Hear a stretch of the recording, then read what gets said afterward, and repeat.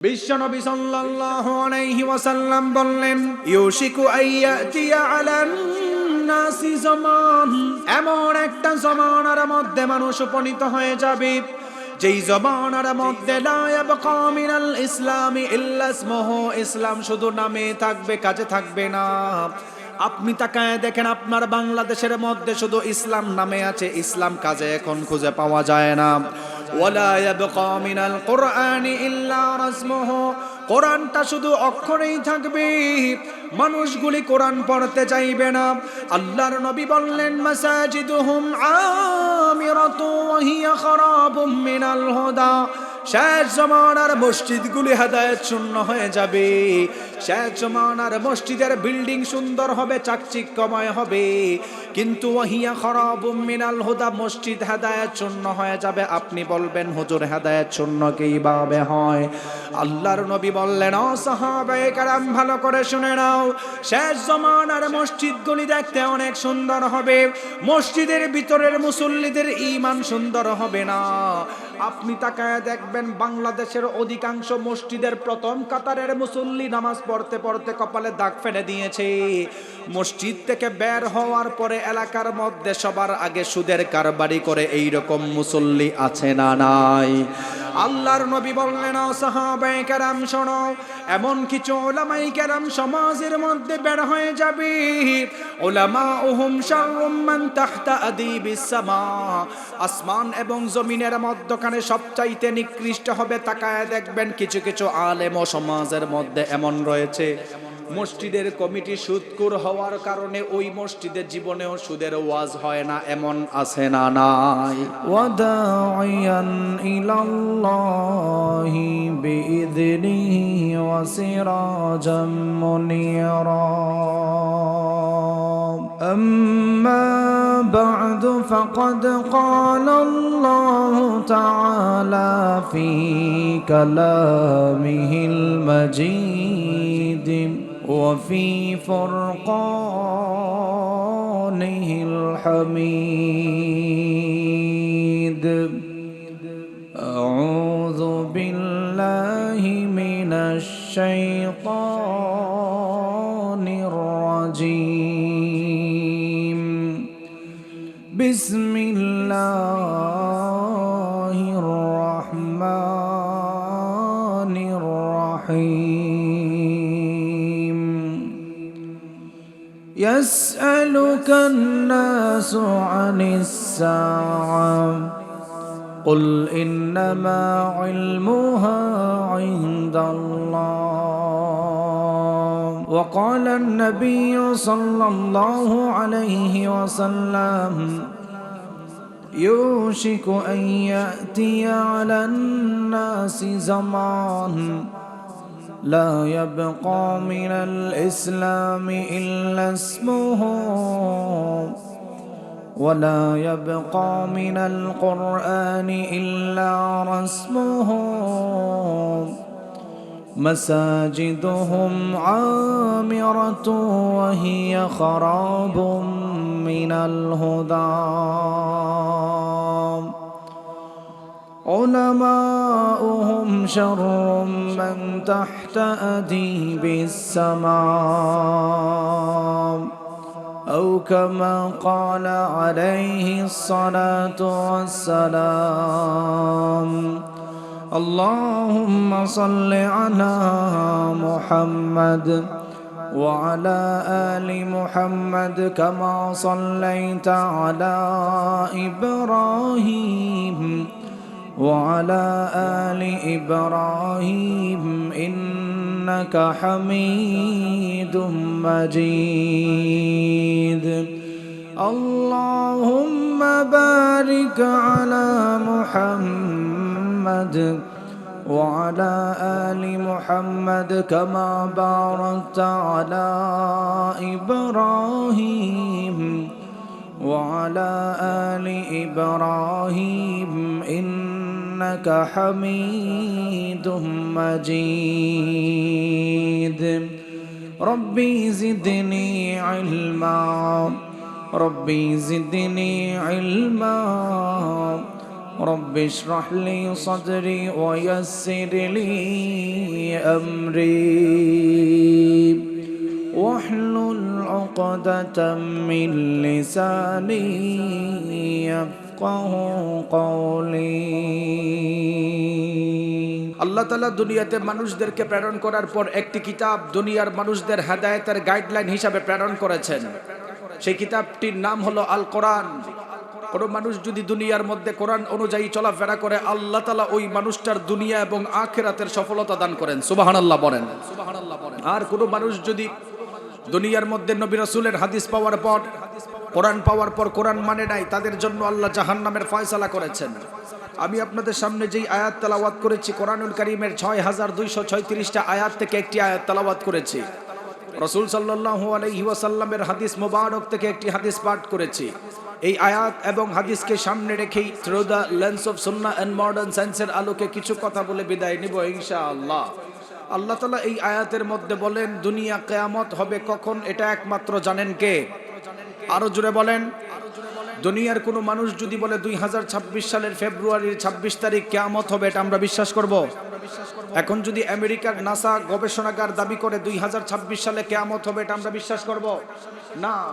দুনিয়ার কোনো মানুষ কিয়ামতের দিন তারিখ বলতে পারে না, বরং আল্লাহ তাআলা জানেন কিয়ামত কবে হবে। কিন্তু কিয়ামত হওয়ার আগে সমাজের মধ্যে কয়েকটি খারাপ অভ্যাস বেড়ে যাবে। আল্লাহর নবী বলেন, সাহাবায়ে কেরাম শোনো, কিয়ামত হওয়ার আগে যখন সমাজের মধ্যে কয়েকটি খারাপ অভ্যাস বেড়ে যাবে, ফালিয়ারতাকিবুহু ইনদা যালিকা রিহান হামারা, আল্লাহ তাআলা সমাজের মধ্যে অগ্নিবায়ু চালু করবেন। হসফান আও মাসখান, মানুষদের চেহারা আল্লাহ বিকৃত করবেন। আপনি বলবেন, হুজুর আল্লাহ তাআলা তো দুনিয়ার মধ্যে এই পর্যন্ত অগ্নিবায়ু চালু করেন নাই, মানুষদের চেহারা বিকৃত করেন নাই। আপনি গত বছরের হিস্ট্রি দেখেন, ইউনাইটেড স্টেট অফ আমেরিকার বিখ্যাত স্টেট লস অ্যাঞ্জেলস আল্লাহ আগুনে জ্বালিয়ে দিয়েছেন। গাইবান্দার মানুষেরা আপনারা সবাই বলেন তো দেখি, যেই আল্লাহ আমেরিকাতে পাপের কারণে আযাব দিতে পারে, আগুন দিতে পারে, সেই আল্লাহ গাইবান্দায় আগুন দিতে পারে কি পারে না? যেই আল্লাহ আমেরিকার মানুষদের চেহারা বিকৃত করে পাপের কারণে, বাংলাদেশের মধ্যে সেই পাপের কারণে আল্লাহ তাআলা চেহারা বিকৃত করতে পারেন কি পারেন না? তাহলে বোঝা গেল এই খারাপ অভ্যাসগুলি থেকে উম্মত বেঁচে থাকতে হবে। দুঃখজনক বিষয়, আমাদের সমাজের নারী, আমাদের সমাজের যুবক, আমাদের সমাজে আবাল বৃদ্ধ সবাই এই খারাপ কাজের সাথে লিপ্ত। আল্লাহর নবীর কাছে প্রশ্ন করা হয়েছিল, নবী হে কিয়ামত কবে হবে আপনি আমাদেরকে জানায়া দেন। আল্লাহর নবীর কাছে প্রশ্ন করা হয়েছিল, নবী হে আপনি বলেন কিয়ামত কবে হবে। রাসূল সাল্লাল্লাহু আলাইহি ওয়াসাল্লাম বলেন, কিয়ামত কবে হবে এটা একমাত্র আল্লাহ জানেন, কিন্তু কিয়ামত হওয়ার আগে সমাজের মধ্যে কিছু খারাপ ঘটনা ঘটবে। তাহলে বোঝা গেল এই হাদিসের কথা বলতে গিয়ে যদি আপনাদের এলাকার সুদখোরের বিরুদ্ধে যায় আপনারা রাগ করবেন? কোরআনের কথা বলতে গিয়ে যদি ঘুষের বিরুদ্ধে যায় আপনারা রাগ করবেন? কোরআনের পক্ষে কথা বলার কারণে যদি নিজের বাপের বিরুদ্ধে যায় আপনারা রাগ করবেন? কোরআনের পক্ষে কথা বলার কারণে যদি নিজের আপন দলের নেতার বিরুদ্ধে যায়, গণার টাইম নাই, ঠিক কিনা বলেন? কোরআনের পক্ষে আমরা কারা কারা আছি দুইটা হাত তুলে আল্লাহকে দেখায় দেন। নারে তাকবীর, নারে তাকবীর, দুইটা হাত লামান। নবীর কাছে যখন প্রশ্ন করা হয়েছিল, নবী হে বলেন কিয়ামত কবে হবে, আল্লাহর নবী বলেন, শোনো কিয়ামত কবে হবে আল্লাহ জানে, কিন্তু সমাজের মধ্যে 15টি খারাপ অভ্যাস ঘটবে, 15টি খারাপ গুনাহ বেড়ে যাবে। বলেন কয়টা? আল্লাহ রাব্বুল আলামিন কোরআন নাজিল করার মাধ্যমে দুনিয়ার মানুষদেরকে জানালেন, এই কোরআন নাজিল করার মাধ্যমে আল্লাহ সমস্ত কিছুর সমাধান দিয়েছেন। রাষ্ট্র কেমন ভাবে চালাবেন আল্লাহ কোরআনের মধ্যে বর্ণনা করেছেন, সমাজ ব্যবস্থা কেমন ভাবে চালাবেন আল্লাহ কোরআনের মধ্যে বর্ণনা করেছেন। আপনি আপনার ওয়াইফকে কেমন ভাবে ঘরের মধ্যে চালাবেন আল্লাহ কোরআনের মধ্যে বর্ণনা করেছেন। দুনিয়া কেমন ভাবে কিয়ামত হবে আল্লাহ বর্ণনা করেছেন। বিশ্বনবী সাল্লাল্লাহু আলাইহি ওয়াসাল্লামের কাছে মানুষেরা হাজির হয়ে বলতো, ইয়া রাসূলুল্লাহ কিয়ামত কবে হবে আপনি আমাদেরকে জানায়া দেন। আল্লাহর নবী বললেন, ও সাহাবায়ে কেরাম, উম্মতের মধ্যে যখন 15টি খারাপ অভ্যাস বেড়ে যাবে, আল্লাহর নবী বললেন ওই সমান আর উম্মতের উপর আল্লাহ তাআলা গজব নাজিল করবেন, মানুষদের চেহারা বিকৃত করে দিবেন। আল্লাহর নবী বললেন, ফালিয়ারতাকিবুহু ইনদা যালিকা রিহান হামারা, ওই জমানার মানুষদের উপর আল্লাহ তাআলা অগ্নিবায়ু চালু করে দিবেন। এই হাদিস শোনার পর এক সাহাবী আমার নবীকে বলল, ইয়া রাসূলুল্লাহ, সেই 15টি খারাপ অভ্যাস কি? আল্লাহর নবী বললেন, ও সাহাবায়ে কেরাম, উম্মত ধ্বংস হওয়ার আগে উম্মতের মধ্যে সর্বপ্রথম খারাপ অভ্যাস হলো 1 নাম্বার, ইদা কানাল মাগনামু দুওয়ালা। এমন একটা জমানার মধ্যে মানুষগুলি উপনীত হয়ে যাবে, যেই জমানার মধ্যে মানুষগুলি রাষ্ট্রের ধন সম্পদগুলিকে বাপদাদার সম্পদ মনে করবে, এলাকার গরিব মানুষের চিন্তা করবে না। আপনি তাকায় দেখবেন বর্তমান বাংলাদেশেও রাষ্ট্রের নেতাগুলি রাষ্ট্রের ধন সম্পদকে বাপদাদার সম্পদ মনে করে, এলাকার গরিব মানুষদের চিন্তা করে না, দেশের গরিব মানুষদের চিন্তা করে না, লুটপাট করে বাহিরের দেশে পাচার করে দেয়। এই রকম টাইপের কিছু কুলাঙ্গার নেতা বাংলাদেশের মধ্যে আছে না নাই? আল্লাহর নবী বললেন, ইদা কানাল মাগনামু দুওয়ালা, উম্মত তখন ধ্বংস হয়ে যাবে যখন রাষ্ট্রের বিচার ব্যবস্থা উল্টাপাল্টা হয়ে যাবে। আপনি বলবেন, হুজুর কেমন ভাবে বিচার ব্যবস্থা পাল্টানো হয়ে গেলার কারণে আল্লাহ তাআলা সমাজের মধ্যে গজব নাজিল করে? আমার নবী বললেন, এমন একটা জমানার মধ্যে মানুষ উপনীত হবে যেই জমানার মধ্যে বিচার করার সময় এলাকার নেতাগুলি এক চোখের মধ্যে তেল আর এক চোখের মধ্যে পানি দিয়ে বিচার করবে। আপনি বলবেন, হুজুর আল্লাহর নবী কিভাবে বর্ণনা করেছেন একটু শোনায়া দেন। আল্লাহর নবী বললেন, সেই জমানার মধ্যে মানুষদের উপর ভূমিকম্প বেশি দেওয়া হবে, যেই সমাজের নেতাগুলি ধনী গরিব পার্থক্য করে বিচার করবে। আপনি তাকায় দেখবেন আমাদের সমাজের মধ্যে এমন কিছু নেতা রয়েছে, রাতের অন্ধকারে যদি 10,000 টাকা ঘুষ দেওয়া যায়, পরের দিন সকালবেলা নির্দোষ মানুষ জেলে চলে যায়, দোষী মানুষ এলাকার মধ্যে ঘোরাফেরা করে। এই রকম টাইপের উল্টা পাল্টা বিচার আমাদের বাংলাদেশের মধ্যে বর্তমানে ভরে গিয়েছে। আল্লাহর নবী এই কারণে বলেছেন, আমার নবী বললেন, সাহাবায়ে কেরাম শোনো, উম্মত ধ্বংস হওয়ার 2টা অন্যতম কারণ হলো, বুখারীর বর্ণনায় এসেছেন, আহাম্মাতুহুমুল মারআতুল মাখজুমিয়াতুল্লাতী সারাকাত। আল্লাহর নবীর জমানায় উচ্চ ফ্যামিলির একজন মহিলা চুরি করেছিল। ওই এলাকার মানুষ চিন্তায় পড়ে গেল, উচ্চ ফ্যামিলির মানুষ তো উচ্চ ফ্যামিলির মহিলা চুরি করেছে, তার যদি বিচার করা হয় তাহলে তো তার ফ্যামিলির উপর দাগ লেগে যাবে, তার বিচার করা যাবে না, তার বিচার করা যাবে না।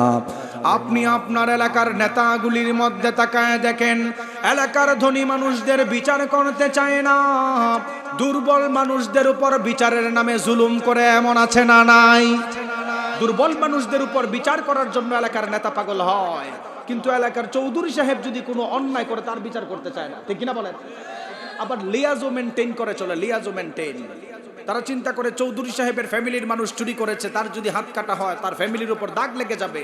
আপনি তাকায় দেখেন, বাংলাদেশের পার্লামেন্টে বসে কোটটাই পরে বাংলাদেশের টাকা চুরি করে বিদেশে পাচার করছেন, বিচার করতে পারে না, ঠিক কিনা বলেন? আর ওপেন বাংলাদেশে উসমান হাদিকে হত্যা করা হয়েছে, তার বিচার করতে পারে না, ঠিক কিনা? বিশ্ব নবী সাল্লাল্লাহু আলাইহি ওয়াসাল্লাম বললেন, উম্মত ধ্বংস হওয়ার 2য় নাম্বার অন্যতম আলামত হলো, যেই জমানার মধ্যে বিচার ব্যবস্থা উল্টাপাল্টা হয়ে যাবে। বুখারীর বর্ণনায় উচ্চ ফ্যামিলির মহিলা চুরি করেছিল, এলাকার মানুষ ভয় পেয়ে গেল। আল্লাহর নবী এমন ফ্যান্টাস্টিক আদর্শবান, আমার নবীর আদর্শ এমন সুন্দর আদর্শ ছিল, আমার নবী কখনো দোদুল্লাহ করে বিচার করতেন না, বেইনসাফি করে বিচার করতেন না। আপনি জানলে অবাক হবেন, হাদিসের মধ্যে আসছেন এলাকার মানুষগুলি ভয় পেয়ে গেল। হাদিসের মধ্যে আসছেন, মাইয়ুকাল্লিমু রাসূলুল্লাহি সাল্লাল্লাহু আলাইহি ওয়াসাল্লাম, কে আল্লাহর নবীর কাছে উচ্চ ফ্যামিলির মহিলার চুরির কথা ঘটনাটা বর্ণনা করবে। আল্লাহর নবী তো রাগান্বিত হয়ে হাত কেটে দিবেন, তার ফ্যামিলির উপর দাগ লেগে যাবে। হাদিসের মধ্যে আসছেন, আল্লাহর নবী ওই জমানার মধ্যে সবচাইতে বেশি ভালোবাসতেন একজন সাহাবী, যার নাম হলো উসামা ইবনে যায়েদ রাদিয়াল্লাহু তাআলা আনহু।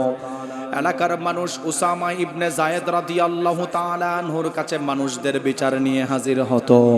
হাদিসের মধ্যে আসছেন, ওয়া মাইয়াজতারিউ আলাইহি ইল্লা উসামা ইবনে যায়েদিন হিব্বু রাসূলিল্লাহ। ওই জমানার মানুষেরা উসামা রাদিয়াল্লাহু তাআলা আনহুর কাছে চলে গেল, ও উসামা উচ্চ ফ্যামিলির মহিলা চুরি করেছে, নবীর কাছে একটু বিচারটা কমায়া করা যায় কিনা, তুমি একটু বলো তো দেখি।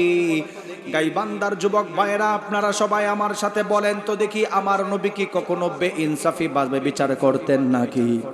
হ্যাঁ, নবী কখনো বেইনসাফি বিচার করতেন? আপনাদের এলাকায় এরকম কিছু টাইপের মানুষ আছে, দেখবেন অন্যায় করার পরে রাতের বেলায় নেতার সাথে লিয়াজও মেনটেন করতে চায়। নবীর কাছে ওই সাহাবী লিয়াজও মেনটেন করতে যান নাই, এলাকার মানুষের কথা নিয়ে গেছেন, ইয়া রাসূলুল্লাহ, এলাকার মানুষ বলতেছেন সে তো চুরি করেছে, তার যদি হাত কাটা হয় তাহলে তো তার ফ্যামিলিতে দাগ লেগে যাবে, আপনি কি করবেন? আচ্ছা সবাই বলেন তো দেখি, নবী কি ওই মানুষটা ধনী হওয়ার কারণে ছেড়ে দিবে? আরো জোরে বলেন। উসামা ইবনে যায়েদ রাদিয়াল্লাহু তাআলা আনহু যখন আমার নবীর কাছে হাজির হয়ে গেল, হাদিসের মধ্যে আসছেন, ফাকাল্লামা রাসূলুল্লাহি সাল্লাল্লাহু আলাইহি ওয়াসাল্লাম, আমার নবী উসামা রাদিয়াল্লাহু তাআলা আনহুর কথা শোনার পর রাগান্বিত হয়ে গেল। আল্লাহর নবী বললেন, আতাশফাউ ফি হাদ্দিম মিন হুদুদিল্লাহ, আল্লাহর আইনের ব্যাপারে কি আমার কাছে সুপারিশ করতে আসছো নাকি? আপনি জানলে অবাক হবেন, রহমাতুল লিল আলামিন নবী কেমন ইনসাফওয়ালা নবী, রহমাতুল লিল আলামিন নবীর আদর্শ কেমন ফ্যান্টাস্টিক আদর্শ ছিল। উসামা ইবনে যায়েদ রাদিয়াল্লাহু তাআলা আনহুর কথা শোনার পর আল্লাহর নবী রাগান্বিত হয়ে দাঁড়ায় গেলেন, কমা ফাখাতাবা, বক্তব্য দেওয়া শুরু করলো। আল্লাহর নবী বললেন, আইয়ুহান নাস, এলাকার মানুষ শোনো, ইন্নামা দাল্লা মান কানা ক্বাবলাকুম, তোমাদের পূর্বের মানুষগুলি ধ্বংস হওয়ার অন্যতম কারণ হলো ইদা সারাকা শরীফ তারাকুহু, যখন উচ্চ ফ্যামিলির মানুষ চুরি করত তাদেরকে ছেড়ে দিত, ওয়া ইদা সারাকা দাঈফ ফীহিম আকামু আলাইহিল হাদ। আল্লাহর নবী বললেন, ও সাহাবায়ে কেরাম, মানুষ ধ্বংস হওয়ার দ্বিতীয় নাম্বার কারণ হলো যখন দুর্বল ফ্যামিলির মানুষ অন্যায় করত, বিচারের নামে দুর্বলদের উপর জুলুম করত, বিচারের নামে মানুষদের উপর নেতাগুলি জুলুম করত। আল্লাহর নবী এই কথা বলে সেদিন দাঁড়ানো অবস্থা থেকে বসেন নাই। বুখারীর বর্ণনায় এসেছেন, আবার নবী কসম খেয়ে বললেন, ওয়াইমুল্লাহ, আল্লাহর কসম, লাউ আন্না ফাতিমাতা বিনতা মুহাম্মাদিন সাল্লাল্লাহু আলাইহি ওয়াসাল্লাম, ও এলাকার মানুষেরা, আমি নবীর মেয়েও যদি ফাতেমাও চুরি করতো, এলাকার মানুষ বিচার নিয়ে আসতো, সারাকাত লাকাতা মুহাম্মাদুন ইয়াদাহা, আমি নবী দ্বিধা দ্বন্দ্ব ছাড়াই আমি নবীর মেয়ে ফাতেমার হাতটাও কেটে দিতাম। তাহলে বোঝা গেল এলাকার মধ্যে গজব আসার মূল কারণ হলো এলাকার চুর বাটপার নেতাগুলি। জুড়ে বলেন ঠিক কিনা? আমার নবীর কাছে সাহাবায়ে কেরাম প্রশ্ন করলো, ইয়া রাসূলুল্লাহ, উম্মত ধ্বংস হওয়ার তৃতীয় নাম্বার আলামত কি? আল্লাহর নবী বললেন, ওয়াল আমানাতু মাগনামা, এমন একটা জমানার মধ্যে মানুষগুলি উপনীত হয়ে যাবে যেই জমানার মধ্যে মানুষ আমানতের খেয়ানত করা শুরু করে দিবে, আমানতের খেয়ানত করা শুরু করে দিবে। আপনি তাকায় দেখেন না, আপনার দেশের মধ্যেও আমানতদারিকে মানুষ এখন বিশ্বাস করতে চায় না। আমানতের খেয়ানত আপনাদের গাইবান্দার মধ্যে আছে না নাই? আল্লাহর নবী বললেন, শেষ জামানার মানুষেরা কথায় কথায় মিথ্যা বলবে, কথায় কথায় মিথ্যা বলার কারণে মানুষগুলি সত্য মিথ্যা যাচাই করতে পারবে না। আল্লাহর নবী বললেন, সায়াতি আলান নাসি সানাওয়াতুন খাদ্দাআত, এমন একটা জমানার মধ্যে মানুষগুলি উপনীত হয়ে যাবে যেই জমানার মধ্যে ইউসাদ্দাকু ফীহাল কাযিব ওয়া ইউকাযযাবু ফীহাস সাদিক ওয়া ইউতামানু ফীহাল খাইন ওয়া ইউখাওয়ানু ফীহাল আমিন। আল্লাহর নবী বললেন, ও সাহাবায়ে কেরাম, শেষ জমানার মানুষেরা ধোঁকাবাজির মধ্যে পড়ে যাবে, ইলেকট্রিক মিডিয়ার ধোঁকাবাজির মধ্যে পড়ে যাবে। আল্লাহর নবী বললেন, ইউসাদ্দাকু ফীহাল কাযিব, সত্য মিথ্যা যাচাই করতে পারবে না, ইউকাযযাবু ফীহাস সাদিক। আল্লাহর নবী বললেন, ও সাহাবায়ে কেরাম, সত্যবাদীদেরকে মানুষ মিথ্যাবাদী মনে করবে, মিথ্যাবাদীদেরকে মানুষ সত্যবাদী মনে করবে। আপনি তাকায় দেখেন, ইলেকট্রিক মিডিয়ার ফাঁদে পড়ার কারণে এখন মানুষ সত্য মিথ্যা যাচাই করতে পারে না, কোনটা সত্য আর কোনটা মিথ্যা বর্তমান মানুষ পার্থক্য করতে পারে না। এই রকম ভুয়া নিউজের কারণে বহু মানুষের জীবন এখন বর্তমানে বিপন্নে পড়ে আছে। আল্লাহর নবী বললেন, সায়াতি আলান নাসি সানাওয়াতুন খাদ্দাআত, ধোঁকাবাজির জমানার কথা আল্লাহ বলেছেন। ধোঁকাবাজির জমানা। আল্লাহর নবী বলছেন, শোনেন, টেকনোলজি উন্নত হওয়ার কারণে মানুষ ধোঁকাবাজিতে পড়বে। নবী 1450 বছর আগে কথা বলছেন। বিশ্ববিদ্যালয়ে থাকা অবস্থায় করণিক সায়েন্স ডিপার্টমেন্টে যখন আমরা অনার্স করি, মাস্টার্স করা অবস্থায়, সেখানে আমি আল খালিক ওয়া ইলমুল কাউনিয়াত, স্রষ্টা ও সৃষ্টি তথ্যের উপর থিসিস লিখেছি। স্রষ্টা ও সৃষ্টি তথ্যের উপর থিসিস লিখতে গিয়ে এই হাদিসের উপরে নবী যে 1500 বছর আগে বলছেন, সায়াতি আলান নাসি সানাওয়াতুন খাদ্দাআত, এমন জমানায় মানুষ উপনীত হবে যেই জমানার মধ্যে মানুষ ধোঁকাবাজিতে পড়ে যাবে। ইউসাদ্দাকু ফিহাল কাযিব ওয়া ইউকাযযাবু ফিহা সাদিক, সত্যবাদী মিথ্যাবাদী যাচাই করতে পারবে না। আপনি তাকায় দেখেন, বাংলাদেশে বহু এইরকম নিউজ আছে যেটা কোনটা সত্য কোনটা মিথ্যা মানুষ আর এখন ধরতে পারে না, ঠিক কিনা বলেন? তার অন্যতম উদাহরণ দেই, ভালো করে শুনেন। এই আধুনিক জমানায় টেকনোলজি উন্নত হওয়ার পিছনে, টেকনোলজি উন্নত হওয়ার কারণে সবচাইতে বড় ফাঁদ হচ্ছে AI, artificial intelligence. AI, artificial intelligence সর্বপ্রথম 1950 সালে জন ম্যাকার্থি, অ্যালান টুরিং দুইজন তৈরি করেছেন। 1970 সালে ইন্টারনেটের পাওয়ার কম থাকার কারণে এআই এর টুলস বন্ধ হয়ে গিয়েছিল। 2013 থেকে 14 সালের থেকে সারা পৃথিবীকে গ্রাস করেছেন। মুরব্বী চাচারা, আপনারা এআই সম্পর্কে আপনারা বুঝবেন না। বর্তমান জমানার ইন্টারনেট উন্নত হওয়ার কারণে, টেকনোলজি উন্নত হওয়ার কারণে এমন কিছু টুলস বের হয়েছেন। আপনারা বর্তমানে এখন দক্ষিণ গোবিন্দি জামে মসজিদে ওয়াজ শুনতেছেন, মোবাইল দিয়ে আপনার ভিডিও বানানো সম্ভব। এমন ভিডিও এই টাইমে আপনি গাইবান্ধাতে বোমা হামলা করছেন, নাউজুবিল্লাহ পড়বেন না? মোবাইল দিয়ে আপনাকে এটা বানানো সম্ভব যে আপনি এখানে ওয়াজ শুনতেছেন, এখানে না, আপনার হুবহুব আপনার মতো একটা মানুষ বানায় ভিডিও বানাবে, আপনি গাইবান্ধাতে বোমা মারছেন। আসলে কিন্তু এটা করেন নাই। কিন্তু এলাকার মানুষ এই নিউজ যখন আন্তর্জাতিক চ্যানেলে যাবে, চ্যানেলে যাওয়ার পর তারা একটু অবাক হবে, আরে আমার এলাকার সলিমুল্লাহ সাহেব 5 ওয়াক্ত নামাজ পড়তো, সে নাকি বোমাবাজি করে। এরকম ভাবে মানুষদেরকে ফাঁসায় কি ফাঁসায় না? এর অন্যতম জ্বলন্ত উদাহরণ দেই। গত 3 মাস আগে গাজীপুরের এক 13 বছরের মেয়ে আত্মহত্যা করেছেন। কি কারণে আত্মহত্যা করেছেন? এআই এর মাধ্যমে, আর্টিফিশিয়াল ইন্টেলিজেন্সের মাধ্যমে তার ভিডিও বানিয়েছেন, খারাপ ভিডিও। যেই ভিডিও বানানোর কারণে এলাকার মানুষ তারা অ্যাকসেপ্ট করে না, খারাপ ভিডিও। মানে তার ভাই এই ভিডিও দেখার পরে বলতেছেন, তোর মতো বোন থাকার দরকার নাই। মা এইরকম ভিডিও পাওয়ার পর বলতেছেন, তোমার মতো মেয়ে আমার দরকার নাই। সবাই তাকে ভুল বোঝা শুরু করেছে। মেয়েটা বলেছিল, মা, বাবা, ভাই, আমার দ্বারা এই খারাপ কাজ হয় নাই, কেউ আমাকে ফাঁসানোর জন্য এই কাজ করতেছেন। আপনি জানলে অবাক হবেন, এলাকার মানুষ তাকে যখন ভুল বোঝা শুরু করেছে, মেয়েটা আত্মহত্যা করেছিল। গত মাসে রিপোর্ট আসছে, যেই ভিডিওর ভিত্তিতে মানুষরা তাকে ভুল বুঝেছিল, সেই ভিডিওটা একটা ইন্টারনেটের কল্যাণে এআই এর মাধ্যমে বানানো। নাউজুবিল্লাহ পড়বেন না? আপনারা ভালো করে শুনেন, আপনাদের মা বোন যারা আছেন, আপনারা ওয়াজ শুনেন। আমি মুফতি সিফাত জামিল এই গোবিন্দি এলাকার মধ্যে বলে যাই, আপনাদের দক্ষিণ গোবিন্দিতে বলে যাই, আর 2 থেকে 3 বছর দেখেন নবীর 1500 বছর আগের হাদিস কেমন ভাবে বাস্তবায়ন হয়। আর 2 থেকে 3 বছর আপনারা যারা বিশেষ করে টিকটক করেন, মা বোন আছেন, বিশেষ করে আপনাদেরকে সতর্ক করি, টেকনোলজি উন্নত হওয়ার কারণে এমন দিন আসতেছেন, আপনার চেহারা ইউজ করে খারাপ ভিডিও বানায়া 24 ঘন্টায় আপনাকে ব্ল্যাকমেইল করবেন, কিছু করতে পারবেন না। ঠিক কিনা বলেন? বিশ্ব নবী সাল্লাল্লাহু আলাইহি ওয়াসাল্লাম বললেন, সায়াতি আলান নাসি সানাওয়াতুন খাদ্দাআত, এমন একটা জমানার মধ্যে মানুষগুলি উপনীত হয়ে যাবে যেই জমানার মধ্যে ইউসাদ্দাকু ফিহাল কাযিব ওয়া ইউকাযযাবু ফিহাস সাদিক ওয়া ইউতামানু ফিহাল খাইন ওয়া ইউখাওয়ানু ফিহাল আমিন। আল্লাহর নবী বললেন, সত্যবাদী মিথ্যাবাদী যাচাই করতে পারবে না। আপনি তাকায় দেখেন, হলুদ মিডিয়াগুলি এমন ভাবে কুলাঙ্গারের মতো কাজ করা শুরু করেছেন, নায়ক নায়িকাদের ব্যাপারে সুপারস্টার লিখতে তাদের কোনো কিপটামি নাই, কিন্তু ওলামায়ে কেরামদের ব্যাপারে জঙ্গিবাদ বলার ক্ষেত্রে সবার আগে হলুদ মিডিয়ারাই লেখে। জুড়ে বলেন ঠিক না? হলুদ মিডিয়াগুলোর নায়ক নায়িকা কোন 3 তারকা হোটেলে গেল, এটা নিউজ করে। কোন নায়িকা আজকে মেকআপ করলো, এটা নিউজ করে। কিন্তু ওলামায়ে কেরামদেরকে জঙ্গি লেখার আগে এই মিডিয়া সবার আগে লিখে দেয়, ঠিক কিনা বলে? এই হলুদ মিডিয়ার কারণে সমাজের মানুষ ইলেকট্রিক মিডিয়ার তত্ত্বে ফেসে যাবে। নবীর 1500 বছর আগের হাদিস। এরপরে এক সাহাবী আমার নবীর কাছে হাজির হয়ে গেল। হাজির হয়ে প্রশ্ন করলো, ইয়া রাসূলুল্লাহ, উম্মত ধ্বংস হওয়ার 3য় নাম্বার আলামত কি? আল্লাহর নবী বললেন, ওয়াজ যাকাতু মাগরামা, এমন একটা জমানার মধ্যে মানুষগুলি উপনীত হয়ে যাবে যেই জমানার মানুষেরা জাকাতকে জরিমানা মনে করবে, জাকাতকে জরিমানা মনে করবে। আপনাদের এলাকায়ও তাকায় দেখবেন কিছু কিছু উচ্চ ফ্যামিলির মানুষদের উপর যখন জাকাত ফরজ হয়, 5 লাখ টাকা জাকাত ফরজ হলে 3 লক্ষ টাকার জাকাত দেয়, 2 লক্ষ টাকা ব্যাংকে নিজের মতো সেভ করে। এই রকম কুলাঙ্গার মুসল্লি আছে না নাই?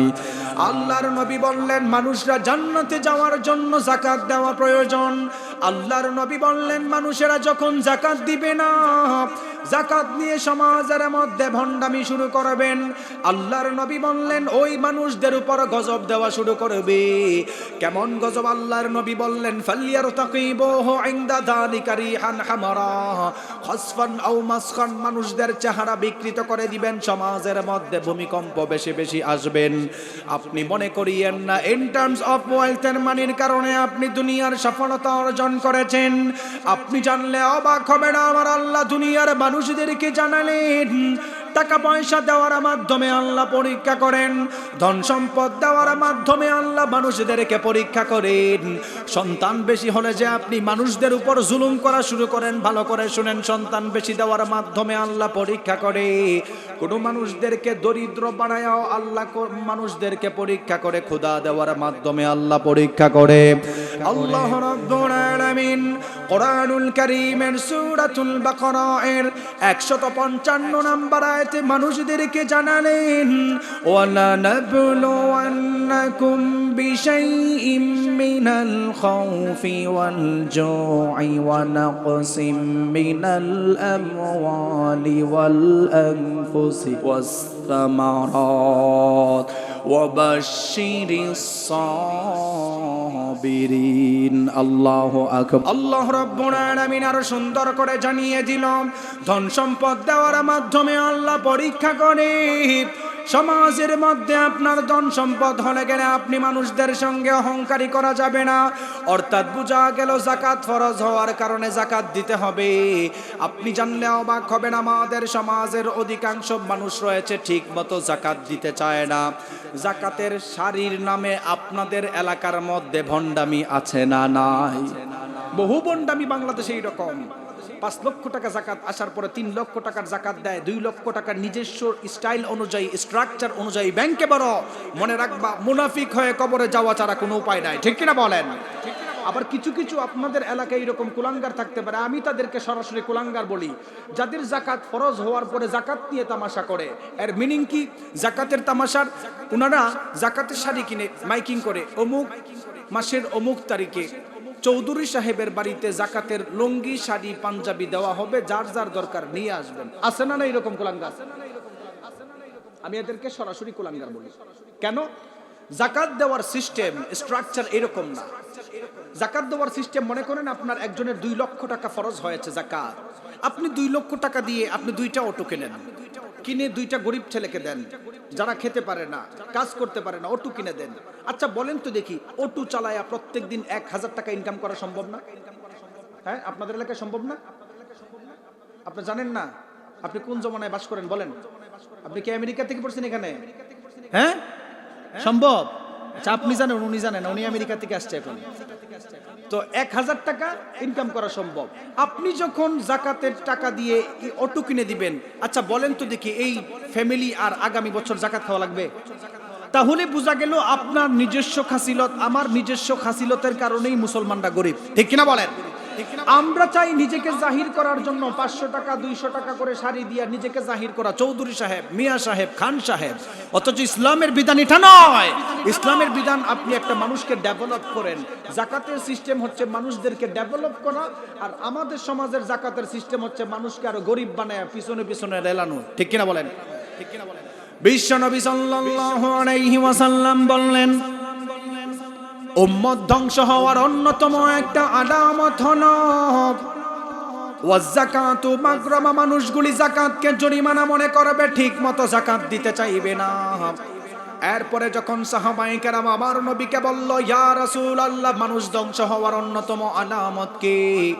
আল্লাহর নবী বললেন, ও সাহাবায়ে কেরাম, শেষ জামানার মানুষ ধ্বংস হওয়ার পিছনে অন্যতম কারণ হলো তারা জাদুবিদ্যার সাথে সম্পৃক্ত থাকবে। আপনি তাকায় দেখবেন বাংলাদেশের অধিকাংশ মানুষ এখন জাদুগ্রস্তে আছে না নাই? জাদুবিদ্যা আপনাদের এলাকায় নাই? আল্লাহর নবী বললেন ওই মানুষদের উপর গজব। তারা ধ্বংস হবে যখন মানুষ জাদু টোনা তাবিজ করে মানুষদের উপরে। আপনি তাকায় দেখবেন বাংলাদেশের বহু ফ্যামিলি এরকম আছে। এখন আর বাংলাদেশে হাতে মারামারি নাই। কিসে মারামারি নাই? হাতে মারামারি নাই। আপনার সঙ্গে একজনের ঝগড়া লাগছে, এখন আর তারে হাতে মারে না, সরাসরি তারে কুফুরি করে, জাদু করে। আছে না না এরকম? বিশেষ করে আমাদের মা বোন যারা শুনতেছেন, আপনাদের সাথে তান্ত্রিকদের সম্পর্ক বেশি। মা বোনেরা জাদু টুনায় বেশি বিশ্বাসী, ঠিক কিনা বলেন? আবার কিছু কিছু যুবক আছো তোমরাও জাদু টুনায় বিশ্বাসী। এক মাইয়ারে পছন্দ হয়েছে, তার বিয়া দেয় না, এর মারেও তাবিজ করে, এরও তাবিজ করে। আছে না না এরকম? হ্যাঁ, এটা কমন পড়ছে, বুঝা গেছে। হ্যাঁ, আল্লাহর গজব তাদের উপর। নবী বলছেন ওই মানুষরা কখনো আরশের ছায়ার নিচে কখনো ঠাঁই পাবে না যারা জাদু করে। জাদুর সিস্টেম কি শুনেন? মানুষের উন্নত দেখলে এখন তাবিজ করে দেয়, জাদু করে দেয়। ইসলামে রুকিয়াতুশ শারঈয়া জায়েজ, কিন্তু আমাদের সমাজের তান্ত্রিকরা যেটা করে টোটালি হারাম, এটা কুফরি। তান্ত্রিকরা কি করে ভালো করে শুনেন। হাতের নখ, শরীরের চুল, কাপড়ের টুকরা দিয়ে তাবিজ করা টোটালি হারাম। এটা ভালো করে জেনে রাখেন। যারা তান্ত্রিকের কাছে যান তাদের ঈমান থাকবে না, যারা তান্ত্রিকের কাছে যান তারা ঈমান থাকবে না। ভালো করে শুনেন, হাতের নখ, শরীরের চুল, কাপড়ের অংশ দিয়ে যারা তাবিজ করে বা আপনারা করেন মানুষকে পাগল বানানোর জন্য, শিং মাছের তাবিজ আছে না নাই? আরে বাপরে বাপ, নতুন পুরাতন খাল শেষ করলে দেখা যায় শিং মাছের গলায় তাবিজ পেঁচানো, কবুতরের গলায় তাবিজ পেঁচানো। মানুষদেরকে কিভাবে, ফ্যামিলিকে এখন ধ্বংস করতেছে মানুষ। আল্লাহর নবী বলেন ওই জমানার মানুষদের চেহারা আল্লাহ বিকৃত করে দিবেন, চেহারা বিকৃত করবেন। কিন্তু আপনি যখন সত্যিকারের একজন আলেম যিনি রুকিয়া করতে পারে, কোরআন দিয়ে আল্লাহর কাছে পানা চাওয়া এটা জায়েজ। কোরআন দিয়ে আল্লাহর কাছে পানা চাওয়া কি জায়েজ, কিন্তু তান্ত্রিকের কাছে গিয়ে তাবিজ করা, কাপড় দিয়ে নখ দিয়ে এগুলা করা টোটালি হারাম। বিশ্ব নবী সাল্লাল্লাহু আলাইহি ওয়াসাল্লাম বললেন উম্মত ধ্বংস হওয়ার চতুর্থ নাম্বার অন্যতম আলামত হলো মানুষরা যখন জাদুবিদ্যা শিক্ষা নিয়ে ব্যবস্থা শুরু করে দিবে। আপনি জানলে অবাক হবেন, আমাদের সমাজের মানুষ এখন জাদুদের মধ্যে বিশ্বাসী। কিছু হলেই মানুষদেরকে জাদু করে ধ্বংস করে দেয়, কিছু হলেই জাদু করে মানুষদের ফ্যামিলিকে পুরা পাগল বানায়া দেয়। আল্লাহর নবী বললেন ওই মানুষদের উপর 24 ঘন্টায় আল্লাহর লানত, নবীর লানত। সাহাবায়ে কেরাম আমার নবীকে বলল, ইয়া রাসূলুল্লাহ, উম্মত ধ্বংস হওয়ার পঞ্চম নাম্বার আলামত কি? আল্লাহর নবী বললেন ওয়ারতাফাতিল আসওয়াতু ফিল মাসাজিদ, এমন একটা জমানার মধ্যে মানুষগুলি উপনীত হয়ে যাবে যেই জমানার মসজিদের মধ্যে হাঙ্গামা শুরু হয়ে যাবে, মসজিদের মধ্যে উচ্চ আওয়াজে কথা হবে। আপনি বলবেন হুজুর মসজিদ তো ইবাদত করার জায়গা, মসজিদ তো হাঙ্গামা করার জায়গায় নয়। আল্লাহর নবী কি কথা বললেন? আমার নবী বললেন উলুন আহলুল ফিসকি ফিল মাসাজিদ, এমন একটা জমানার মধ্যে মানুষ উপনীত হয়ে যাবে যেই জমানার মসজিদ কমিটি হবে এলাকার সুদকুর এবং ঘুষখোর। এমন আছে না নাই? অধিকাংশ মসজিদ কমিটি সুদকুর এবং ঘুষখোর যখন হবে, ওই জমানার মানুষদের উপর গজব আসবে। মসজিদের কমিটি সুদকুর আছে না নাই? দুঃখজনক বিষয়, আমাদের মসজিদে, আমাদের বাংলাদেশের অধিকাংশ মসজিদ কমিটি এলাকার টেন্ডারবাজ, এলাকার নারীবাজ, এলাকার পরকীয়াবাজ, এলাকার সুদখোর, এলাকার ঘুষখোর, এলাকার জালেম প্রভাবশালীরা মসজিদ কমিটি সভাপিত হয়। ঠিক কিনা বলেন? আবার কিছু কিছু ওলামায়ে কেরামও আছে মসজিদের তাবিদারি করতে গিয়ে, মসজিদ কমিটির তাবেদারি করতে গিয়ে, মসজিদ কমিটির এতাত করতে গিয়ে সুদের কথা মসজিদের মিম্বরে বলতে পারে না। বিশ্বনবী সাল্লাল্লাহু আলাইহি ওয়াসাল্লাম বললেন ইউশিকু আইয়াতিয়া আলান নাসি জামান, এমন একটা জামানার মধ্যে মানুষ উপনীত হয়ে যাবে যেই জামানার মধ্যে লা ইয়াবকা মিনাল ইসলামি ইল্লা ইসমুহু, ইসলাম শুধু নামে থাকবে, কাজে থাকবে না। আপনি তাকায় দেখেন আপনার বাংলাদেশের মধ্যে শুধু ইসলাম নামে আছে, ইসলাম কাজে এখন খুঁজে পাওয়া যায় না। ওয়ালা ইয়াবকা মিনাল কুরআনি ইল্লা রাসমুহু, কোরআনটা শুধু অক্ষরেই থাকবে, মানুষগুলি কোরআন পড়তে চাইবে না।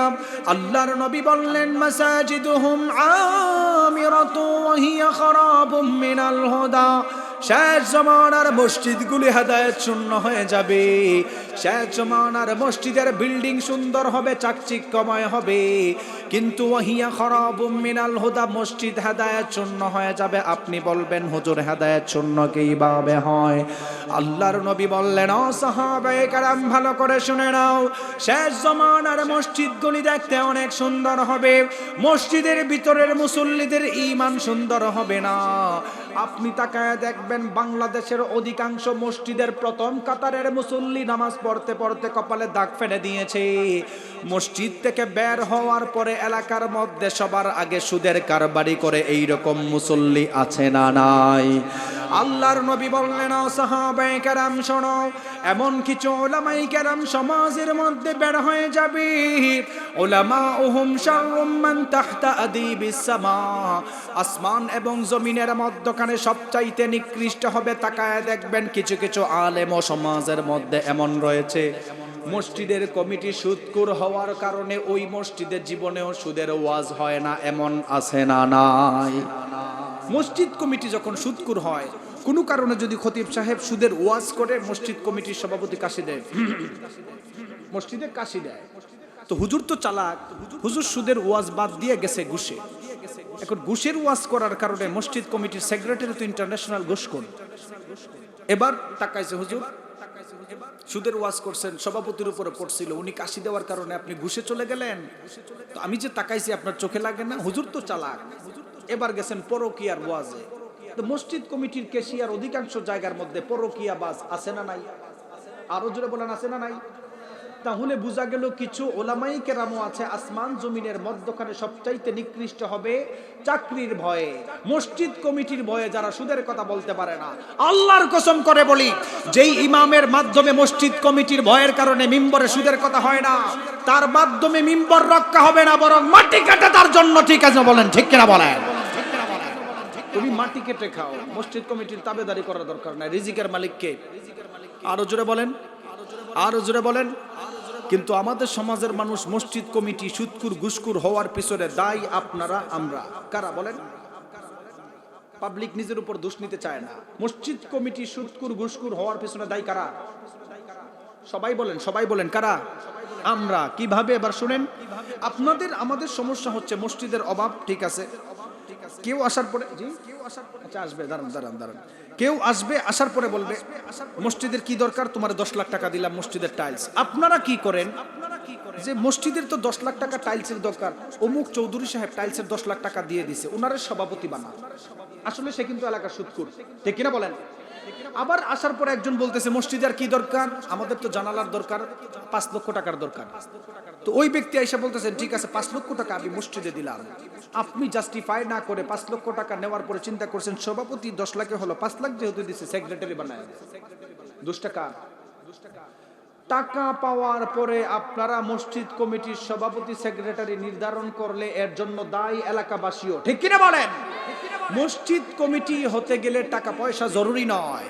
In terms of name and fame থাকলে মসজিদ কমিটি হওয়া যাবে না।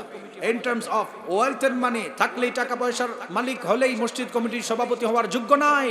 ইন টার্মস অফ পাওয়ার, রাজনৈতিক ক্ষমতা থাকলেই যে আপনি তাকে মসজিদ কমিটির সভাপতি বানাতে হবে এইরকম নয়। বরং আপনার এলাকার মধ্যে যারা বাদাম বিক্রি করে আল্লাহওয়ালা যদি হয়, ওই মানুষটা মসজিদ কমিটির সভাপতি হওয়ার যোগ্যতা রাখে, ঠিক কিনা বলেন? মসজিদ কমিটি কেমন হবে ভালো করে শোনেন। আল্লাহর নবী বললেন, ও সাহাবায়ে কেরাম, মানুষ ধ্বংস হওয়ার অন্যতম কারণ হলো মানুষগুলি জাস্টিফাই করবে না। মানুষগুলি সমাজের মধ্যে মসজিদ কমিটি বানানোর ক্ষেত্রে জাস্টিফাই করবে না। অথচ রব্বুল আলামিন কোরআনুল কারীমের মধ্যে মসজিদ কমিটির গুণ কেমন হবে আল্লাহ জানিয়ে দিল। আল্লাহ তাআলা বললেন মসজিদ কমিটি কেমন হবে, আল্লাহ তাআলা মসজিদ কমিটির 5টা গুণ কোরআনের মধ্যে সুন্দর করে তুলে ধরেছেন। আল্লাহ রাব্বুল আলামিন কোরআনুল কারীমের মধ্যে দুনিয়ার মানুষদেরকে জানালেন, ইন্নামা ইয়া'মুরু মাসাজিদাল্লাহি মান আমানা বিল্লাহি ওয়াল ইয়াউমিল আখির ওয়া আকামাস সালাতা ওয়া আতাজ যাকাতা ওয়া লাম ইয়াখশা ইল্লাল্লাহ। আল্লাহ বললেন, ইন্নামা ইয়া'মুরু মাসাজিদাল্লাহি মান আমানা বিল্লাহ ওই মানুষগুলি মসজিদ রক্ষণাবেক্ষণকারীর দায়িত্ব হতে পারে। মান আমানা বিল্লাহ, যারা আল্লাহর উপর ঈমান এনেছে, ওয়াল ইয়াউমিল আখির, দ্বিতীয় নাম্বার গুণ হলো যারা কিয়ামত দিবস অর্থাৎ আখিরাতের উপর বিশ্বাস রাখে। তৃতীয় নাম্বার সম্পর্কে রব্বুল আলামিন বললেন ওয়া আকামাস সালাতা ওয়া আতাজ যাকাতা ওয়া লাম ইয়াখশা ইল্লাল্লাহ। আল্লাহ বললেন ও দুনিয়ার মানুষেরা, মসজিদ কমিটি হওয়ার যোগ্য এই মানুষটা, যেই মানুষটা ওয়া আতাজ যাকাতা, নিজে যাকাত দেয়। আপনি তাকায় দেখবেন আমাদের বাংলাদেশের অধিকাংশ মসজিদ কমিটি নিজেই যাকাত দেয় না, এমন আছে না নাই? আল্লাহর নবী বলেন শোনো মসজিদ কমিটি কেমন হবে। আল্লাহ তাআলা বলেন ওয়া আকামাস সালাতা, নামাজ কায়েম করবে, কায়েম নিজেও পড়বে। বাংলাদেশের অধিকাংশ মসজিদ কমিটির সভাপতি এরকম আছে, পুরা সপ্তাহে একদিন মসজিদেও যায় না, আছে না নাই? পঞ্চম নাম্বার ওয়ালাম ইয়াখশা ইল্লাল্লাহ, আল্লাহ ছাড়া কাউকে ভয় পাওয়া যাবে না। তাহলে আমরা ভয় পাবো কাকে? আরো জোরে বলেন আল্লাহকে। নবী বললেন সাহাবায়ে কেরাম শোনো, উম্মত ধ্বংস হওয়ার 6 নাম্বার অন্যতম আলামত হলো ওয়া তুআল্লিমা লিগায়রিদ দ্বীন, দিন বিরোধী শিক্ষা ব্যবস্থা যখন সমাজে চালু হবে, উম্মতের উপর আল্লাহ তাআলা গজব নাজিল করবে। এরপরে আমার নবীর কাছে যখন প্রশ্ন করা হলো ইয়া রাসূলুল্লাহ, উম্মত ধ্বংস হওয়ার 7 নাম্বার অন্যতম আলামত কি? আল্লাহর নবী বললেন ওয়া তুআল্লিমা লিগায়রিদ দ্বীন, দিন বিরোধী শিক্ষা ব্যবস্থা চালু হবে। দিন বিরোধী শিক্ষা ব্যবস্থা বলতে আল্লাহর নবী বললেন কোরআন শিক্ষার বিরোধিতা করা সবাই। আপনি তাকায় দেখবেন আমাদের সমাজের মানুষ এখন কোরআন পড়তে চায় না, কোরআন জানতে চায় না, কোরআন শিখতে চায় না। কোরআন শিক্ষার বিরোধিতা করে এই রকম টাইপের কিছু মানুষ আমাদের সমাজে আছে না নাই? যেই মানুষগুলি দুনিয়ার মধ্যে কোরআন পাওয়ার পর কোরআন মানে না, নবী রাসূল পাওয়ার পর নবী রাসূল মানে নাই। কোরআনুল কারীমের 20 নম্বর সূরা সূরাতুত তাহা এর মধ্যে রব্বুল আলামিন জানালেন ওয়ামান আ'রাদা আন যিকরি ফাইন্না লাহু মাঈশাতান দানকা ونحشره يوم القيامة أعمى قال رب لم حشرتني أعمى وقد كنت بصيرا قال كذلك أتتك آياتنا فنسيتها وكذلك اليوم تنسى। আল্লাহ রাব্বুল আলামিন এই আয়াতের মধ্যে আরো ক্লিয়ার করে জানিয়ে দিল ওয়ামান আ'রাদা আন যিকরি ফাইন্না লাহু মাঈশাতান দানকা, যেই মানুষগুলি দুনিয়ার মধ্যে কোরআন পাওয়ার পর কোরআন মানে নাই, নবী রাসূল পাওয়ার পর নবী রাসূলদেরকে মানে নাই, আল্লাহ তাআলা বললেন মাঈশাতান দানকা। মুফাসসিরিনে কেরাম বললেন ওই মানুষটা দুনিয়ার মধ্যে কখনো সুখ শান্তি পাবে না। দ্বিতীয় নাম্বার শাস্তি সম্পর্কে মুফাসসিরিনে কেরাম বললেন যেই মানুষগুলি দুনিয়ার মধ্যে কোরআন পাওয়ার পর কোরআন মানে নাই, ওই মানুষটাকে যখন কবরে রাখা হবে, কবরটাকে সংকীর্ণ করা হবে। তৃতীয় নাম্বার শাস্তি সম্পর্কে রব্বুল আলামিন সূরাতুত তাহা এর মধ্যে মানুষদেরকে জানালেন ওয়া নাহশুরুহু ইয়াউমাল কিয়ামাতি আ'মা, ওই মানুষটাকে আল্লাহ তাআলা হাসরের ময়দানে অন্ধ অবস্থায় হাজির করবে। যেই মানুষরা দুনিয়ার মধ্যে কোরআন পাওয়ার পর কোরআন মানে নাই, নবী রাসূল পাওয়ার পর নবী রাসূলদেরকে মানে নাই, ওই মানুষটাকে আল্লাহ তাআলা হাসরের ময়দানে অন্ধ অবস্থায় হাজির করবে। অন্ধ অবস্থায় হাজির হওয়ার পর আমার আল্লাহর কাছে প্রশ্ন করবেন ওগো আল্লাহ, ক্বালা রাব্বি লিমা হাশারতানি আ'মা ওয়া ক্বাদ কুনতু বাসীরা, ওগো আল্লাহ কেন আপনি আমাদেরকে অন্ধ অবস্থায় হাজির করলেন? চোখ চাওয়ার পরও কেন আপনি আমাদেরকে অন্ধ অবস্থায় হাজির করলেন? আল্লাহ তাআলা বলবেন ক্বালা কাযালিকা আতাতকা আয়াতুনা ফানাসিতাহা ওয়া কাযালিকাল ইয়াউমা তুনসা। আল্লাহ বলবেন দুনিয়ার মধ্যে নবী রাসূল পাওয়ার পর নবী রাসূল মানো নাই, ওলামায়ে কেরাম পাওয়ার পর ওলামায়ে কেরামদেরকে মানো নাই। বুঝা গেল দুনিয়ার মধ্যে কোরআন পাওয়ার পর না মানলে দুনিয়াতে শান্তি নাই, কবরের আযাবটাও আল্লাহ বাড়ায়া দেয়। দুঃখজনক বিষয় হলো আমাদের সমাজের মানুষ কোরআন পাওয়ার পর কোরআন পড়তে চায় না, নবীর হাদিস পাওয়ার পর নবীর হাদিসকে মানতে চায় না। সব কিছু না মানার পরেও আমার আল্লাহকে বিভিন্ন ধরনের প্রশ্ন করবেন এবং ফেরেশতাদের উপর তোহমত দিবেন। ওগো আল্লাহ, আপনার ফেরেশতা আমাদেরকে ফাঁসানোর জন্য ভুলভাল আমল লিখেছেন, নাউযুবিল্লাহ। মানুষ বলবেন আল্লাহ, আপনার ফেরেশতারা ভুলভাল লিখছে, আমি এই কাজ করি নাই, আমি দুনিয়াতে সুদ খাই নাই, কিন্তু ফেরেশতা আমার নামে ভুল লিখছে। আচ্ছা বলেন তো দেখি, ফেরেশতা কি ভুল লিখবে? আরো জোরে বলেন না। কোরআন হাদিস পাওয়ার পর যারা মানে নাই তাদেরকে আল্লাহ শাস্তি দিবেন।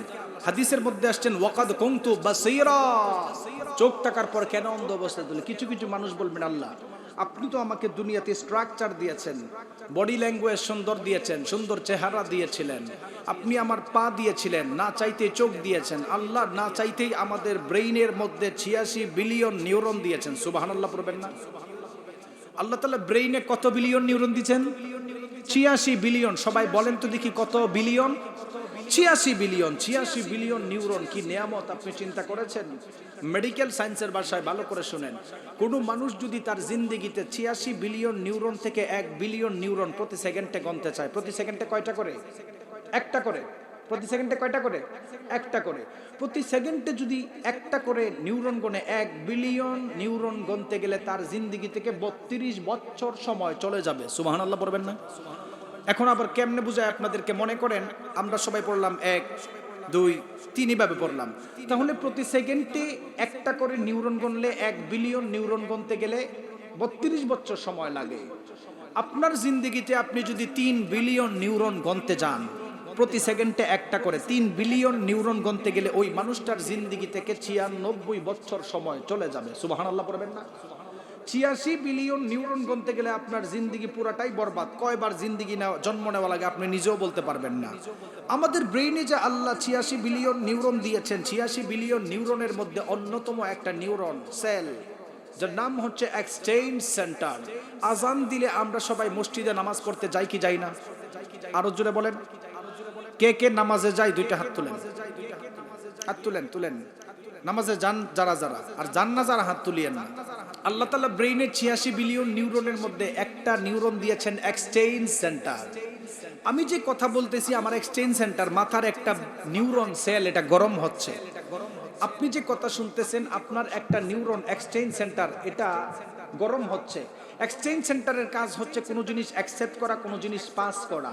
বর্তমান আধুনিক মেডিকেল সায়েন্সের ভাষা অনুযায়ী এক্সচেঞ্জ সেন্টার কথা বলার সময় এত পরিমাণ গরম হয়, এটাকে ঠান্ডা পানি দিয়ে ঠান্ডা করার প্রয়োজন। সুবহানাল্লাহ পড়বেন না?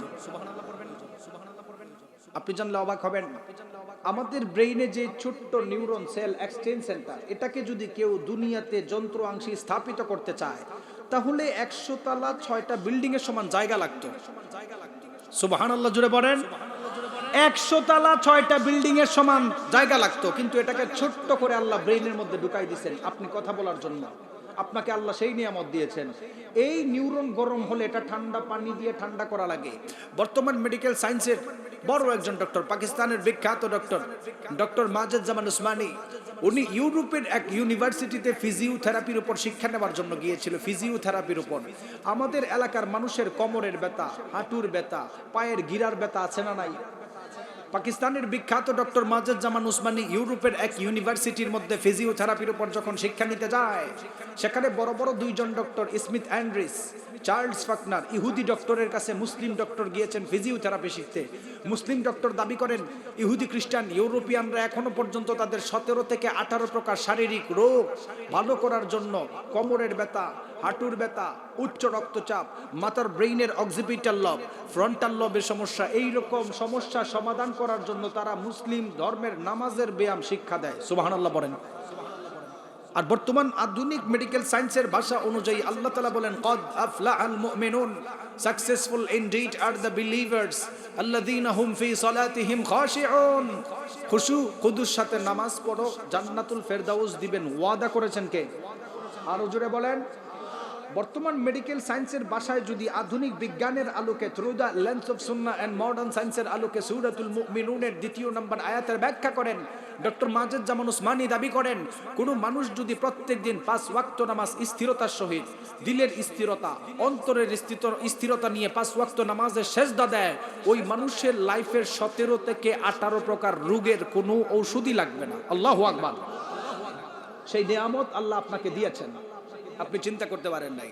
আমাদের দুঃখজনক বিষয় হচ্ছে আমাদের উপমহাদেশের মানুষ, বিশেষ করে মুসলিম সাম্রাজ্যের মানুষ নবীর হাদিস নিয়ে গবেষণা করে না, আল্লাহর কোরআন নিয়ে গবেষণা করে না। আপনি জানলে অবাক হবেন, নবীর হাদিস নিয়ে প্রায় 200 বছর এক ইহুদি গবেষণা করেছেন। কত বছর? নতুন তত্ত্ব দিয়ে যায়, নতুন তত্ত্ব, এগুলো বাংলাদেশের কেউ বলবেন না। এক হাদিসের উপর প্রায় 200 বছর গবেষণা করেছেন। মাদ্রাসার সিলেবাস মিশকাত সানি এর 2 নম্বর পৃষ্ঠার 3091 নম্বর হাদিস, আন মাআকাল ইবনে ইয়াসার রাদিয়াল্লাহু তাআলা আনহু قال قال رسول الله صلى الله عليه وسلم تزوجوا الودود الولد فإني مكاثر بكم الأمم। আল্লাহর নবী বলেন, উম্মতেরা তোমরা বিবাহ করার ক্ষেত্রে এমন মেয়েদেরকে বিবাহ করো, এমন ফ্যামিলি দেখে বিবাহ করো যারা বেশি বেশি বাচ্চা জন্ম দিতে পারে। যারা বেশি বেশি বাচ্চা জন্ম দিবে, বাচ্চা যেই সমস্ত মানুষরা বেশি বেশি নিবে, আওলাদ যার বাড়বে, হাসরের ময়দানে আমি উম্মত নিয়ে গর্ব করব। সুবহানাল্লাহ বলেন।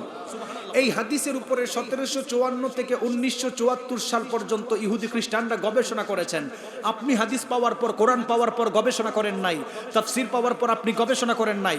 1754 থেকে 1974 সালে হাদিসের উপর গবেষণা করেছেন ইহুদিরা। ইহুদিরাও জানে মুসলমানরা নবীকে তার কলিজার চাইতে বেশি ভালোবাসে। সুবহানাল্লাহ পড়বেন না? তারা জানে এই হাদিসের উপর যদি মুসলমানরা আমল করা শুরু করে তাহলে তো বেশি বেশি বাচ্চা জন্ম নিবে। ইহুদি খ্রিস্টানদের দাবি হচ্ছে, ইহুদি খ্রিস্টানরাও জানে শেষ জমানায় একটা ধর্মযুদ্ধ হবে, যেই ধর্মে যুদ্ধের মধ্যে মুসলমানদের জনসংখ্যা যদি বেড়ে যায় তাহলে তাদের সঙ্গে যুদ্ধে পারা যাবে না। এই হাদিসকে তারা পুঁজি করে তারা গবেষণা চালাইছেন 1700 থেকে 1974 সাল পর্যন্ত। ইউনাইটেড স্টেট অফ আমেরিকার কুখ্যাত এক পররাষ্ট্রমন্ত্রী হেনরি কিসিঞ্জার মিশরের এক কনফারেন্সের মধ্যে 200 পৃষ্ঠার বই নিয়ে উপস্থিত। 17 নম্বর পৃষ্ঠার মধ্যে আসছেন, যেই হাদিসের উপর যদি মুসলমানরা গবেষণা করে বেশি বেশি বাচ্চা জন্ম নেয়, মুসলমানদের সংখ্যা বাড়বে কি বাড়বে না? আরো জোরে বলেন, বাড়বে কি বাড়বে না? তারা চিন্তা করেছেন শেষ জমানার ধর্মে যুদ্ধে আমাদের জিততে কষ্ট হবে, এই জন্য মুসলমানদের ঘরে ঘরে এমন প্রোডাক্ট ঢুকায়া দাও যেই প্রোডাক্ট খেলে তাদের বাচ্চা হবে না। আমাদের সমাজে জন্ম নিয়ন্ত্রণের নামে কুসংস্কার আছে না নাই?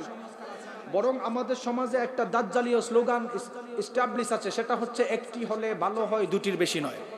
আছে না নাই? একটি হলে ভালো হয়, দুটির বেশি নয়। আল্লাহর কসম করে বলে এইগুলা দাজ্জালীয় ফিতনা, দাজ্জালীয় স্লোগান, ঠিক কিনা বলেন? তারা 1700 সাল থেকে 1974 সাল পর্যন্ত 2700 প্রোডাক্টের লিস্ট করেছেন। কতশো প্রোডাক্ট? 2700 প্রোডাক্ট।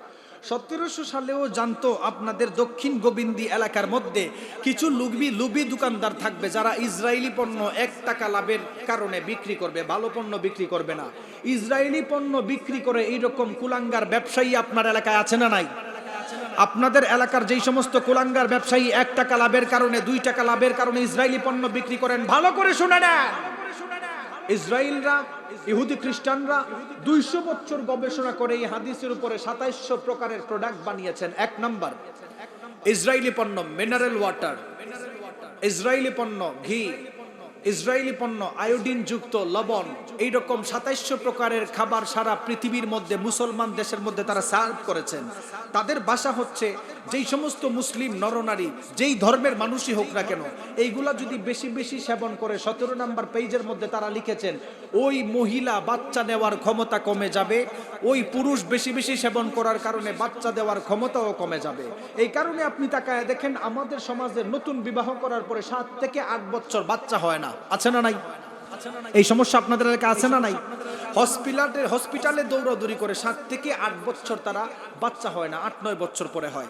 ইহুদিরা 200 বছর গবেষণা করে দেখছেন এই খাবার খাওয়ার পরেও যদি বাচ্চা হয়ে যায়, সেই বাচ্চাকে দুর্বল করার জন্য তারা বিভিন্ন ভ্যারিয়েন্টের দুধ লিখছেন, ল্যাকটোজেন 1, 2, 3 ডিব্বার দুধ আছে না নাই?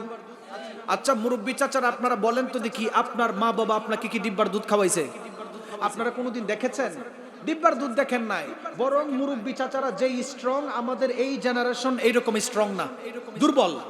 ভালো খাবারও খেতে পারে না, খাবারের হজম শক্তিও নাই, ভিতরে বহনও করতে পারে না, ভারী কাজও করতে পারে না। আপনি জানলে অবাক হবেন, তারা প্রোডাক্ট তৈরি করে মুসলমানদেরকে ধ্বংস করতে চেয়েছেন, আর আল্লাহ তাআলার কুদরতে বড় বড় ইহুদি খ্রিস্টান কোরআন রিসার্চ করে এখন প্রত্যেক দিন মুসলমান হয়। সুবহানাল্লাহ বলেন। ইউনাইটেড স্টেট অফ আমেরিকার বিখ্যাত গবেষণাগার পিও, তারা গত বছর মানুষদেরকে জানিয়েছেন ইহুদি নবীর হাদিস পড়ে মুসলমান হয়, ইহুদি আল্লাহর কোরআন পড়ে মুসলমান হয়, খ্রিস্টান আল্লাহর কোরআনের আয়াত পড়ে মুসলমান হয়। এই রকম ধারাবাহিকতা ন্যাশনাল গবেষণাগার পিও দাবি করেন, কোরআন হাদিস রিসার্চ করে ইহুদি খ্রিস্টানরা এত পরিমাণ মুসলমান হচ্ছে, এটা যদি 2050-60 সাল পর্যন্ত ধারাবাহিকতা থাকে, সারা পৃথিবীর সংখ্যার দিকেও মুসলমানরা এগিয়ে যাবে। আল্লাহু আকবার বলেন। আপনি নবীর হাদিস পাওয়ার পর কি করছেন বলেন? আমি নবীর হাদিস পাওয়ার পর কোন গবেষণা করেছি? আমাদের কোনো ব্যক্তিগত গবেষণা নাই, এটা আমাদের সবচাইতে বড় সমস্যা। এই তাফসীর প্রোগ্রাম এখানে কেন দেওয়া হয়েছে? মসজিদ এখানে কেন? মসজিদ কেন উন্নত করার দরকার? আধুনিক এক ব্যাখ্যা শোনেন। অল্প আমলে জান্নাতে কে কে যেতে চান? দুইটা হাত তুলেন। শর্টকাটে জান্নাত, বাবারে বাবা, শর্টকাটে জান্নাতে যাওয়ার জন্য সবাই রেডি না? আচ্ছা বসেন, শর্টকাটে জান্নাতের যাওয়ার আধুনিক ব্যাখ্যা শোনেন। শর্টকাটে জান্নাতে যাওয়ার আধুনিক ব্যাখ্যা শোনেন। অল্প আমলে নাজাতের জরিয়া এর আধুনিক ব্যাখ্যা শোনেন। যারা শর্টকাটে জান্নাতে যেতে চান আমার এই ব্যাখ্যাটা ভালো করে শোনেন। এই মুহূর্তে আমরা ধরে নিলাম আমাদের জিন্দেগির এভারেজ বছর হচ্ছে 60 বছর। কত বছর? আরো জোরে বলেন। 60 বছর। কোনো মানুষ যদি দুলনা থেকে মৃত্যু পর্যন্ত 60 বছর জিন্দেগিতে একটা কাজ প্রত্যেক দিন কন্টিনিউ 1 ঘন্টা করে, 1 ঘন্টা করার কারণে 60 বছরে তার জিন্দেগি থেকে 2.5 বছর চলে গেল। এই হিসাব অনুযায়ী বর্তমান মেডিকেল সায়েন্সের দাবি অনুযায়ী, মেডিকেল সায়েন্সের ভাষায়, একটা মানুষ সুস্থ থাকতে গেলে ন্যূনতম 8 ঘন্টা। মানুষ দুলনা থেকে মৃত্যু পর্যন্ত 60 বছর জিন্দেগিতে অজু ইস্তেঞ্জার পিছনে যদি আরো 2 ঘন্টা ব্যয় করে, তাহলে তার জিন্দেগি থেকে আরো 5 বছর নাই। 5 বছর যাওয়ার কারণে 35 আর 5-এ কত? কোনো মানুষ দুলনা থেকে মৃত্যু পর্যন্ত 60 বছর জিন্দেগির মধ্যে, তার জিন্দেগির মধ্যে চলাফেরা করার জন্য অজু ইস্তেঞ্জা গোসলের প্রয়োজন।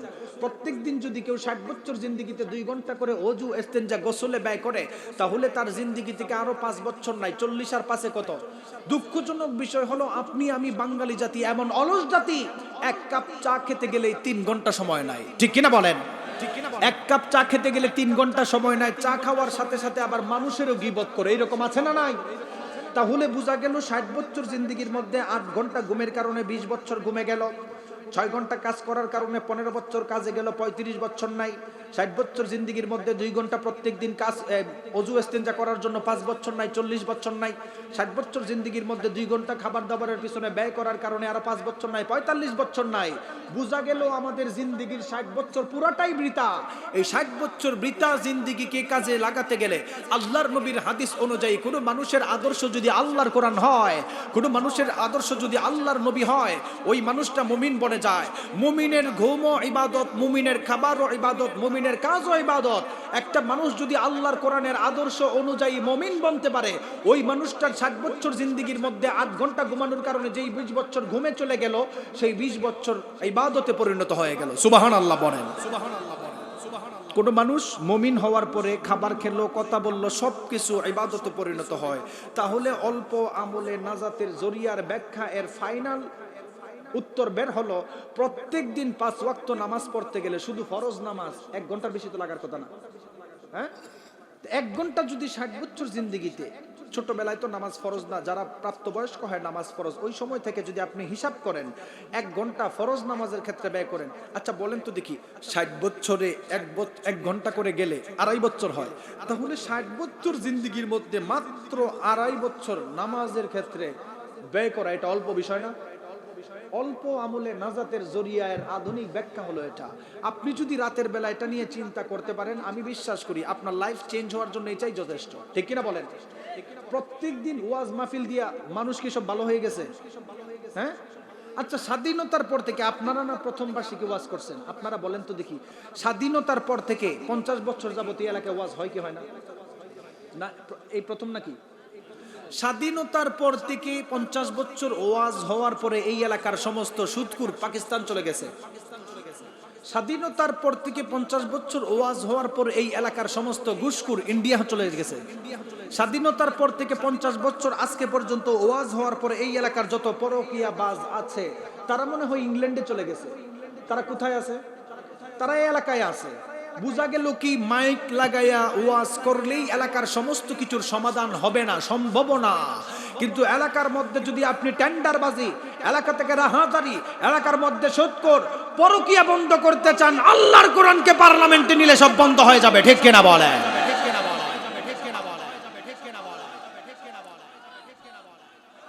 আল্লাহর কোরআন পার্লামেন্টে যাক, আমরা চাই কি চাই না? বাংলাদেশের পার্লামেন্টে যদি আল্লাহর কোরআন যায়, আল্লাহর কোরআন দ্বারা শাসিত হয়, আইন করা হলো পরকীয়া করলে সঙ্গে সার। সঙ্গে সারের মিনিং কি? কোনো মানুষ প্রাপ্তবয়স্ক বিবাহ হওয়ার পরে উল্টাপাল্টা কাজে ধরা খাইছে পরকীয়াতে, তার সঙ্গে সারের বিধান হচ্ছে মাটিতে গায়রা থেতলায় মারা। আপনাদের দক্ষিণ গোবিন্দি এলাকায় যদি ইসলামের আইন অনুযায়ী বাংলাদেশে যদি আইন হয়, এই এলাকায় যারা পরকীয়া করে, নিজের ওয়াইফ রেখে অন্য মহিলার পিছনে ঘুরে, নিজের ওয়াইফ রেখে অন্য মহিলার সাথে জিনা করে ধরা খাইছে, তার এইভাবে বিচার করা হয়। আপনারা সবাই বুকে হাত দিয়ে বলেন, এই এলাকায় কোনো পরকীয়া জিনা থাকবে? ইসলামের আইন অনুযায়ী সমস্ত আইডিওলজি দেওয়ার পরে কোনো মানুষ যদি চুরি করে, ইসলামের আইন হচ্ছে হাত কেটে দেওয়া। কোনো মানুষ যদি ইসলামের আইন পাওয়ার পরেও হাত কাটে, ইসলামের সুযোগ সুবিধা পাওয়ার পরেও, খেলাফার সুযোগ সুবিধা পাওয়ার পরেও যদি চুরি করার কারণে হাত কাটা হয় আপনাদের এলাকায়, এই এলাকার কোনো চোর থাকবে? পরকীয়া বাস থাকবে? আপনাদের এলাকায় পরকীয়া আছে না নাই? আপনাদের এলাকায় না, সারা বাংলাদেশ নয়, পুরা পৃথিবীকে পরকীয়া ধ্বংস করে দিয়েছে। আবার বহু নিউজ এরকম দেখছি, প্রবাসী লোক এয়ারপোর্ট থেকে নেমে আইসা বাসায় যায় না, পরকীয়া করতেছে, ওয়াইফরে ধরতে যায়। এরকম পরকীয়া আছে না নাই? এই পরকীয়ার কারণে সমাজ ধ্বংস হয়ে যাচ্ছে। মনে রাখবেন, পরকীয়ার কারণে 20 বছর 30 বছরের সংসার এখন ভেঙে যাচ্ছে।